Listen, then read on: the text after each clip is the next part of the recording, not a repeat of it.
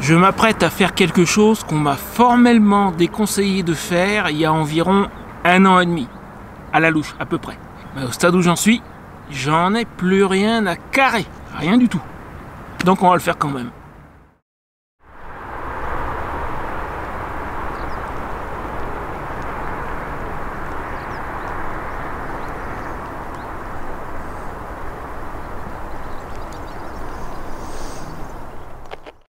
Alors je vois déjà tous les bien-pensants se jeter sur leur clavier pour m'allumer.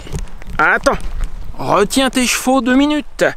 Tu risquerais d'avoir l'air ridicule si tu cherches à me taper dessus juste en te basant sur le titre de la vidéo. Méfie-toi, dis ça comme ça, après tu fais comme tu veux. Cette vidéo va être divisée en 3 parties.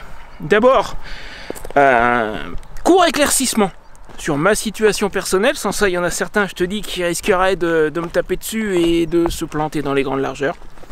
Donc je veux que la situation soit claire. Ensuite, je vais expliquer à qui est destinée cette vidéo. Parce que pour moi, il y a 2 types de bénéficiaires du RSA et je ne mets pas les 2 dans le même panier, si tu vois ce que je veux dire. Ça, je vais t'expliquer en 2e partie. Et puis, en 3e partie, je te dirai exactement pourquoi, selon moi, c'est une très mauvaise idée, un très mauvais plan de décider de devenir nomade en étant bénéficiaire du RSA. Alors commençons, attends, je fais gaffe où je marche parce que c'est plein de galets par ici. En fait, le lac est très bas et je pense que là, on doit être plus ou moins sur le fond normal quand il est plein. Là, il est quasi vide. Donc commençons par le petit éclaircissement sur ma situation. Je vais juste répondre rapidement à plusieurs questions. Est-ce que je suis bénéficiaire du RSA là, tout de suite, aujourd'hui? La réponse est non, et même c'est très bien comme ça. C'est volontaire. Je ne suis plus bénéficiaire parce que j'ai refusé de me rendre à un rendez-vous sciemment, en connaissant les conséquences. Tu vois, quand je te disais de ne pas te jeter sur les commentaires, attention. Alors oui, je connaissais les conséquences quand j'ai dit que je ne me rendrais pas au rendez-vous. Je suis au courant qu'ils doivent me couper le RSA depuis 1 mois. Ça fait 1 mois, je pense, 3 semaines, 1 mois, que j'ai reçu le courrier. Et j'ai pas changé d'avis, je savais qu'il y aurait cette conséquence-là. Déjà, et d'une. Alors si je parle plus ou moins au conditionnel, c'est que la CAF n'a toujours pas fini de recalculer mes droits. Mais je sais ce qui va se passer, c'est ce qui m'a été annoncé dans le courrier en question. Donc, je ne me fais pas d'illusions et ça me convient. Question numéro 2. Est-ce que j'étais bénéficiaire du RSA lorsque j'ai commencé mon aventure nomade et même quand j'ai commencé à me préparer, parce qu'il m'a fallu bien à l'aise 1 an entre le moment où j'ai eu l'idée et le moment où j'ai quitté mon appartement. Quand j'ai eu l'idée et que j'ai commencé à me préparer, je n'étais pas bénéficiaire du RSA. Quand j'ai rendu les clés de mon appartement, que je suis parti, je n'étais pas bénéficiaire du RSA. À l'époque, j'étais distributeur indépendant pour une société américaine. Je faisais du marketing d'affiliation. J'avais ma petite affaire qui tournait encore, que j'espérais sauver. Je me suis planté dans les grandes largeurs, mais que celui qui n'a jamais commis la moindre erreur me jette la première pierre. Attends, bouge pas. Ce sont pas les pierres qui manquent ici. Mais à mon avis, je m'en prendrai aucune là à ce niveau-là. On a tous commis des erreurs. Et bon, je me suis planté, mais quand je suis parti, je comptais sur mon affaire en marketing d'affiliation, j'espérais la sauver. Et j'avais encore un revenu de cette activité-là. Donc non, j'étais pas bénéficiaire du RSA à l'époque. Est-ce que je me suis retrouvé au RSA entre-temps? Oui, parce que je me suis planté, que j'ai pas réussi à sauver mon activité, je me suis retrouvé au RSA entre-temps. Est-ce que j'ai choisi de me retrouver au RSA? Non. À ce moment-là, j'étais déjà parti. J'avais déjà quitté mon appartement. Je vivais déjà en tente. Donc j'étais dans une situation, si tu veux, et j'avais ce projet en cours auquel je tenais, que je voyais comme une solution. Et l'histoire m'a donné raison. Pour information, aujourd'hui, je vis à 80% à peu près de la chaîne. C'est pour ça que ça me pose aucun problème qu'on me coupe ce qui restait de RSA. Cette année, je l'ai même pas eu en entier, hein, mais parce que j'avais des revenus de la chaîne. Mais ça me pose aucun problème qu'on me le coupe parce que je vis de la chaîne. Donc, en fait, j'avais raison depuis le début. Ça m'a pris du temps, mais j'avais raison. Donc je me suis retrouvé au RSA en cours de route. Je ne l'ai pas choisi, mais ça a été comme ça. Et le fait est que j'étais déjà parti, je vivais déjà en tente, j'étais obligé de me déplacer avec les saisons. Quand tu vis en tente, tu restes pas, à l'époque j'étais domicilié dans l'Orne, tu restes pas en Normandie ou globalement dans la moitié nord de la France quand tu vis en tente. Hein. Non, certainement pas. Donc oui, je me suis retrouvé au RSA entre temps, mais je ne l'étais pas quand je suis parti. Je ne le suis plus aujourd'hui et je ne le suis plus parce que, encore une fois, j'ai refusé de me rendre à un rendez-vous et je connaissais les conséquences quand j'ai décidé que je n'irais pas au rendez-vous. Voilà, ça c'est ma situation actuelle. Pour éviter, je te dis que certains bien-pensants ne se jettent sur les commentaires pour me taper dessus. Maintenant, à qui est destinée cette vidéo? Encore une fois, comme je te disais, pour moi, il y a deux catégories de bénéficiaires du RSA. Il y a ceux qui cherchent une solution pour s'en sortir, et il y a ceux qui profitent du système. Je ne doute pas une seconde qu'il y ait effectivement des gens qui profitent du système. De toute façon, ça a défrayé la chronique il y a quoi? Il y a 1 an et demi, 2 ans, je sais plus, un truc comme ça. Je sais pas si tu te souviens de ça, alors j'ai oublié le nom, et même si je m'en souvenais, je le donnerai pas, mais il y a un mec qui vendait des formations pour t'apprendre à profiter au maximum du système, à demander le plus de prestations possibles, le plus de prestations sociales possibles. Je sais pas si tu te souviens de ça. Non seulement il était bénéficiaire du RSA, de l'allocation adulte handicapé et de je ne sais quoi d'autre, et il avait les APL, je crois qu'il se faisait quelque chose comme 2000 balles par mois depuis son canapé sans rien faire. Et en plus il avait le culot de vendre des formations pour apprendre à d'autres à faire la même chose. Ça, c'est ce que j'appelle un profiteur du système. Alors lui, c'est le roi des profiteurs, quoi. C'est l'exemple ultime. Mais en dessous de lui, forcément, il y a des gens qui profitent du système. Oui, ça existe. Donc je me suis arrêté parce que j'hésite à comment traverser. Il y a un petit ruisseau là. Donc oui, ça existe. Mais tous les bénéficiaires du RSA ne sont pas dans ce cas-là. Je suis désolé, c'est pas vrai. Il y a des gens qui cherchent des solutions pour s'en sortir. Attends, faut vraiment que je trouve un moyen. Que je te montre ma petite difficulté du moment. Est-ce que je traverse là ou pas? Bah, tu sais quoi, de l'autre côté, de toute façon, il y a une route. Je pense que je vais pas traverser. Alors attends, je repars par là. Ouais, je disais, il y a des bénéficiaires du RSA qui cherchent une solution pour s'en sortir. Et au cas où tu ne l'aurais pas encore compris, je fais partie de ces gens-là. Moi, quand je me suis retrouvé au RSA, j'avais déjà un plan pour monter une activité, à savoir la chaîne YouTube. C'est à peu près à l'époque où je me suis retrouvé au RSA que c'est logique que ça corresponde d'ailleurs, hein, que mon activité en marketing d'affiliation a fini de se casser la gueule. Elle est morte de sa belle mort, elle était sur la voie descendante et j'ai pas pu la rattraper. Et c'est à cette même époque que j'ai réalisé que la chaîne commence à prendre un peu d'ampleur et qu'il fallait que je me focalise là-dessus. Donc quand je me suis retrouvé au RSA, j'avais un plan pour m'en sortir. Et j'ai appliqué ce plan. Et j'ai réussi, j'avais raison. Alors moi ça a été la chaîne YouTube, il y a des gens pour qui c'est autre chose. Mais il y a des bénéficiaires du RSA qui cherchent activement des moyens de s'en sortir. Tous ne sont pas des profiteurs. Et c'est à ces gens-là que s'adresse cette vidéo. Les autres, franchement, je veux même pas en entendre parler. Mais ceux qui cherchent un moyen de s'en sortir, là si moi je peux les aider un petit peu, je suis partant. En partageant mon expérience. Donc maintenant, pourquoi est-ce que pour moi c'est une très mauvaise idée, j'insiste, très mauvaise idée, de monter un projet de vie nomade en étant bénéficiaire du RSA? Déjà le RSA c'est pas fait pour ça. Le RSA c'est un radeau de sauvetage pour t'empêcher de couler. Et à ce niveau-là, ça fait le boulot, mais ça fait rien de plus. Pour ceux qui s'imaginent qu'on vit avec le RSA, non, on vit pas, on survit. Et ça veut dire notamment que si tu pars sur une vie nomade, tu vas être dépendant de ton véhicule. Et tu vas reculer l'entretien parce que tu ne pourras pas le payer. Le jour où tu auras une panne mécanique, un problème quelconque, possiblement dû au fait que tu as reculé l'entretien, tu seras coincé. Ça m'est arrivé de ne pas pouvoir réparer. Tiens, ici je suis à côté d'Illy-sur-Tête, hein. C'est ici que j'ai commencé à camper de façon permanente en 2021. Et je suis resté un mois de plus que ce que j'aurais dû. Pourquoi? Parce que mon pneu avant était usé, pas jusqu'à la trame, mais trop usé pour faire les 800 km pour remonter vers le nord de la France. Et j'ai attendu un mois avant d'avoir le budget pour pouvoir le changer.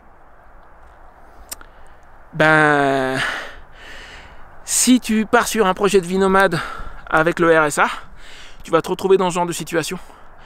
Parce que le RSA, il n'est pas fait pour te permettre d'entretenir un véhicule et de rouler, etc. C'est pas fait pour ça. C'est pas suffisant pour ça. Donc tu vas forcément te retrouver dans ce type de situation. Je te le garantis, c'est une certitude. Déjà, il y a ça. Ensuite, en étant sur la route, bah, tu vas faire comme moi, tu vas pas pouvoir te rendre à des rendez-vous qu'on va t'imposer. Alors moi, celui-là, le dernier, là, je savais que je pourrais pas y aller, j'ai choisi de pas y aller parce que ça y est, ma situation est débloquée, pour moi c'est fini. Mais si tu es bénéficiaire du RSA, que tu en dépends et que tu n'as pas encore trouvé ta solution pour ne plus en avoir besoin, on te demande de te rendre à un rendez-vous. C'est quelque part dans le nord de la France, toi tu es dans le sud parce que c'est l'hiver, tu peux pas y aller, tu perds ton RSA. Je te garantis qu'ils ne discuteront pas. Tu viens pas au rendez-vous. Alors en plus, maintenant, tu dois être inscrit Pôle emploi. Je suis désolé, France Travail, j'ai du mal à le dire. Ils ont fait juste un changement cosmétique, ils ont changé le nom. Mais ça, c'est pas amélioré. Si on trouvait du travail grâce à eux, je pense que ça se saurait. Mais ça fait que tu vas avoir deux types de rendez-vous. Il y en a un une fois par an pour le RSA, parce que tu dois signer un contrat. Et puis, Pôle emploi, là, bah, ils vont demander à te voir. Et éventuellement, ils vont t'envoyer à des entretiens d'embauche, des trucs comme ça. Moi, j'ai réussi à ce qui m'embête pas trop depuis que j'ai créé. Au début, ils voulaient me voir pour des entretiens, et puis depuis que j'ai créé ma micro-entreprise, ça y est, ils me laissent tranquille. Parce que j'ai ma micro-entreprise et parce que je leur déclare des revenus. Mais si j'avais pas ça, je fais comment? Là, actuellement, je suis inscrit dans la Marne, c'est-à-dire nord-est du pays. Si on me demande de me pointer dans la Marne, là maintenant, on est en novembre, on doit être le 9 novembre, je crois, si je dis pas de bêtises. Je suis dans les Pyrénées-Orientales. Je fais comment là pour me taper l'aller-retour au début de l'hiver? Je peux pas, c'est pas possible. Encore une fois, ça ne me pose pas de problème parce que j'ai plus besoin du RSA, c'est terminé pour moi. Mais si tu es bénéficiaire du RSA et que tu commences à te balader à droite à gauche, bah, tu vas avoir ce problème-là. Donc c'est juste pas gérable en fait, ça va te rajouter du stress. Donc tu pourrais sincèrement tout à fait te passer, à mon avis. Et puis, ouais, tu vas le perdre juste parce que tu ne seras pas venu à un rendez-vous. Et là, tu seras coincé. Donc, deuxième bonne raison de ne pas devenir nomade avec le RSA. Et je crois que je vais me rasseoir au même endroit que lors de l'intro parce que là, j'ai le bras qui fatigue, il est lourd mon caméscope. Je continue dans une seconde.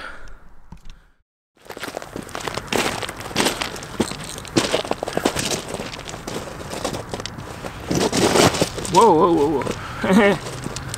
L'endroit est plein de galets. J'espère que je suis dans le cadre. Normalement je dois y être, la caméra est pas tout à fait droite, mais tant pis. Alors, troisième contrainte qui va te poser un problème si tu veux être nomade en étant bénéficiaire du RSA. Tu auras peut-être noté que en tout début de vidéo, j'ai clairement établi ma localisation et la date. Ça, c'est le lac de Vinça, dans les Pyrénées-Orientales, c'est-à-dire en France. Et nous sommes début novembre. Et je suis rentré en France cette année, j'ai passé quelques mois sur Alicante, mais je suis rentré le 1er ou le 2 mars, un truc comme ça. Je suis parti toute fin février d'Alicante, je me suis arrêté 3 jours chez Fernando en Catalogne espagnole, et je suis revenu en France dans les premiers jours de mars. Si tu comptes, mars, avril, mai, juin, juillet, août, septembre, octobre, novembre, 9 mois, d'accord? Pour être bénéficiaire du RSA, tu es censé être 9 mois en France. C'est pour ça que, voilà, jusqu'ici, je fermais ma large gueule. Donc, il n'y avait pas grand danger. Mais maintenant que j'ai décidé de l'ouvrir, je prends une précaution dans cette vidéo. Parce que même si là, je ne suis plus bénéficiaire du RSA, c'est terminé, je l'ai été dans le courant de l'année. Et si on m'accuse de ne pas avoir les 9 mois requis en France, parce que tu dois être 9 mois en France si tu es bénéficiaire du RSA, Et on peut, enfin, je crois qu'on peut éventuellement me demander de rembourser toute l'année en disant bah, finalement vous n'étiez pas bénéficiaire. Donc là avec cette vidéo, il n'y a pas l'ombre d'un doute à avoir à quelques jours près. Alors oui d'accord, on est le 9 novembre, si ça se trouve demain le 10 je vais filer en Espagne. Non, je file pas en Espagne avant la fin du mois, mais voilà, j'établis à peu près ma présence en France de mars à novembre, 9 mois. Comme ça je suis tranquille. Et ça c'est une autre contrainte, alors surtout ça te touchera peut-être plus si comme moi tu es en tente, si tu es dans du dur, une caravane, un camping-car, un truc comme ça, et que tu as du chauffage, tu pourrais peut-être passer l'hiver dans le sud de la France, comme ici à Ailly-sur-Tête par exemple. Je pense que ça serait jouable, mais c'est pas ce qu'il y a de plus confortable quand même. Donc si tu veux pouvoir sortir de France un peu plus que 3 mois par an, là tu as un problème. Tiens, au fait, tant que j'y pense, un peu dans le même registre que l'histoire des 9 mois, mais juste plus large. Là, ce dont je vais parler, ça englobe le RSA, mais pas que, ça concerne toute l'administration. Si tu choisis de vivre sur les routes de façon nomade, ne t'attends pas à ce que l'administration française fasse des efforts pour comprendre ta situation. Avec eux, les efforts, c'est toujours à sens unique. C'est à toi de les faire, pas à eux. Jamais. Moi j'ai un exemple qui vient de me revenir en tête, c'est pour ça que j'ai l'idée d'en parler. La fois où j'ai perdu le RSA parce que j'ai pas pu me rendre à un rendez-vous dans l'Orne, quand j'ai enfin réussi à établir une communication, je me suis vu dire mais monsieur, puisque vous êtes dans le sud de la France, vous n'avez qu'à faire une demande de RSA dans le département où vous êtes dans le sud de la France. Mais attends cocotte, je suis pas domicilié ici. Pour faire une demande de RSA, il faut avoir un domicile, même si c'est à la limite domicilié gratuitement chez quelqu'un. Mais pour ça, il faut avoir le quelqu'un. Je ne l'avais pas. Pour être domicilié dans un CCAS, il faut avoir un lien avec la commune. J'ai aucun lien, j'ai jamais... Si j'étais dans un CCAS avant, domicilié dans un CCAS, c'est parce que c'était la commune de mon dernier appartement, donc j'avais un lien avec la commune. Ici, je ne peux pas être domicilié dans un CCAS, j'ai aucun lien avec aucune commune nulle part. Et puis l'endroit où je suis, je ne vais pas y rester. Donc en fait la même situation peut se reproduire dans l'autre sens. Là l'hiver, je suis côté sud, l'été je suis côté nord. On me demande si je suis domicilié dans le sud de la France et que on est en plein mois de juillet, je suis en Normandie et on me demande de me rendre à un rendez-vous là dans les Pyrénées-Orientales, même problème, donc en fait ça servirait à rien. Dis-toi bien que si tu commences à vivre de façon nomade, tu vas pas rentrer dans leur petite case, ils vont pas te comprendre. Pour eux tu seras pas normal. Ça, faut bien que tu l'aies en tête. Ça va même jusqu'à écouter un truc hallucinant qu'on m'a dit. Alors, je comprends le raisonnement, mais je l'accepte pas. Je le comprends, mais je l'accepte pas. Quand j'ai récupéré le RSA, c'était à l'été dernier. Quand j'ai eu le rendez-vous pour le récupérer, je ne l'ai pas récupéré tout de suite, mais j'ai eu le rendez-vous, je crois, début août. On m'a clairement dit, surtout dans vos rapports avec l'administration, ne dites pas que vous êtes nomade. Il vaut mieux dire SDF. Moi, ça me paraît hallucinant. Pour moi, un SDF, c'est quelqu'un qui vit littéralement dans la rue et qui n'a pas choisi cette situation. Même s'il y aurait comme un cousinage avec la mienne de situation, c'est quand même pas tout à fait la même chose. Moi, j'ai choisi ce que je fais. Je suis pas totalement à la rue. Je vais dans des campings, je paye l'emplacement de camping. J'ai une tente, j'ai un abri, j'ai un véhicule. Et il vaut mieux dire SDF plutôt que nomade. Je te dis, si tu vis de façon nomade, j'ai fait une vidéo là-dessus d'ailleurs à l'époque, je te mets le raccourci en haut et aussi dans la description. Si tu vis de façon nomade, tu ne vas pas rentrer dans les cases, tu ne seras pas normal et l'administration ne fera strictement aucun effort pour essayer de comprendre ta situation ou pour s'adapter. Encore une fois, les efforts, c'est toujours à sens unique. C'est toi qui les fais, oui, mais c'est pas eux. Si toi tu commets une erreur, on va vite fait te taper sur les doigts. Si eux commettent une erreur, tu peux attendre un bon moment avant qu'ils la corrigent. Et donc tu rentreras pas dans les cases. Sûr et certain. Donc pour toutes ces raisons, si tu as un projet de vie nomade, je veux surtout pas te décourager. Loin de moi l'idée, parce que franchement il y a des avantages. C'est une vie... Moi je pourrais pas revenir en arrière, c'est pas possible. Si demain tu me dis c'est terminé, plus de moto, plus de tente, tu retournes dans un appartement, Sincèrement, c'est un truc que je peux pas dire sur YouTube parce que je vais me faire censurer, mais disons que je ne le supporterai pas, mais pas du tout. Je pourrais pas arrêter cette vie et voir des endroits comme ça, être en novembre en t-shirt. Alors certes, on a eu 2 jours de pluie, du vent, et puis là le vent s'est calmé et regarde-moi ça. Regarde-moi ça. Là j'ai mon Canigou là juste en face de moi. Il doit être 11 h du matin. Alors c'est une vie dont je pourrais plus me passer. Donc loin de moi l'idée de te décourager de devenir nomade. Par contre, pas avec le RSA. C'est pas fait pour ça. Et c'est pas adapté. Tu vas avoir des tas d'emmerdes. Ah, il y a l'histoire de l'adresse aussi. Moi au début j'étais domicilié dans un CCAS. J'en ai parlé il y a peut-être 2 ans. Je te mets un raccourci en haut de la vidéo. Si tu es domicilié dans un CCAS, bah, c'est la cata assurée à un moment ou à un autre.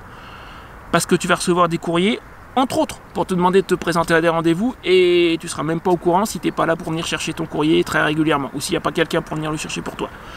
C'est un autre problème, celui-ci à la limite se règle. Il suffit d'être domicilié chez quelqu'un, chez un ami, chez quelqu'un de la famille. Moi c'est le cas maintenant, je suis domicilié chez un ami, que je salue, qui se reconnaîtra. Ça fait que j'ai quelqu'un qui me prévient quand il y a un courrier qui arrive. Donc de ce côté-là, il n'y a pas de souci. Mais avant, quand j'étais domicilié au CCAS, là ça posait un problème. Mais encore une fois, c'est un problème qui se règle assez facilement. Donc voilà, je pense que je t'ai exposé les principales raisons pour lesquelles tu n'as vraiment pas intérêt, mais pas intérêt du tout, à devenir nomade avec le RSA. C'est pas fait pour ça, et c'est pas adapté, il y a un tas de contraintes qui vont te poser des problèmes. Je pense que c'est pas un truc à faire. Si tu as un projet de vie nomade, il faut que tu trouves un moyen de gagner ta vie en étant sur la route, pour ne pas être dépendant du système. Moi j'ai mis un petit moment, mais ce moyen je l'ai trouvé. Pour moi c'est la chaîne YouTube. C'est une possibilité, mais c'est pas la seule. Je sais qu'il y a des gens qui font des travaux saisonniers par exemple, des choses comme ça. Il y a des gens qui travaillent, qui travaillent à distance. Ça existe aussi. Il y a des possibilités qui sont beaucoup plus adaptées que d'être bénéficiaire du RSA. Sincèrement. Donc voilà, écoute, tu as mon opinion, tu connais ma situation. Tu sais le point où j'en suis, tu sais les difficultés que j'ai rencontrées, parce que tout ce que je t'ai raconté là, c'est des difficultés sur lesquelles je me suis écharpé, je me suis cassé la gueule. À l'époque où j'étais encore domicilié dans l'Orne, j'ai perdu le RSA que j'avais, je ne l'ai pas eu pendant 5-6 mois peut-être, parce que j'ai pas pu me rendre à un rendez-vous, j'étais même pas au courant de l'existence de ce rendez-vous. Quand j'étais mis au courant, j'ai commencé à essayer de communiquer, on m'a royalement ignoré. Et ça n'est que quand j'ai enfin envoyé une recommandée que j'ai fini par obtenir une réponse, et encore une réponse qui n'était pas claire. Donc tu vois, ce que je te raconte là, en fait, c'est du vécu, c'est de l'expérience personnelle. C'est pas adapté du tout. Il te faut, avant de partir, une autre solution. Et encore une fois, je m'adresse aux éventuels bien-pensants qui ont déjà dû commenter de toute façon. Moi, quand je suis parti, la solution, je croyais l'avoir. Je l'ai perdu en cours de route, mais j'avais une affaire qui tournait encore un petit peu. Puis je me suis planté. Tu la veux la pierre? Il n'y a pas le choix qui manque ici, hein. Voilà. Décidément, il n'y a rien à faire. Quand je vois ce truc-là, ça me fait penser à mon père, tu vois. À 70 ans, il montait encore à 4000 mètres dans les Alpes. Ça a été son dernier tour. S'il n'était pas mort en 2015 à 71 ans en allant charger son camion à Rungis parce que sa retraite n'était pas suffisante, ça c'est le genre de truc qu'on aurait sans doute fait ensemble. Quand je vois ça, j'y peux rien, je suis un peu nostalgique. Une autre raison que j'ai de ne pas aimer et de ne pas faire confiance au système, tu vois. Que personne surtout ne me parle de retraite. Me faites pas rigoler, quoi. Pas avec ce qui se passe en ce moment, bref. Tu vois la petite chapelle qui est là-haut? Si, là, juste là, elle est un peu à contre-jour. Mais quand j'étais dans la région en 2021, je suis passé par là, j'ai fait une randonnée à pied. Et quelque part derrière, on ne le voit pas d'ici, mais il y a une ancienne carrière de pierre qui a fermé en 1930, je crois, de mémoire, qui fait très très Seigneur des Anneaux. On dirait vraiment une forteresse des nains vue de loin. J'ai tenté d'y accéder à la machette, on m'avait prêté une machette. J'ai pas réussi, mais c'est quand même une belle aventure. Je vais te mettre la vidéo juste là. On est à à quelques kilomètres de la carrière en question. Elle doit être encore plus inaccessible qu'avant, je pense que c'est fait exprès. Alors elle n'est pas par là, elle n'est pas du côté du lac. Elle est de l'autre côté de ce sommet là-bas, je pense. Il y a un château et une vallée, et de l'autre côté de la vallée, face au château, il y a la carrière.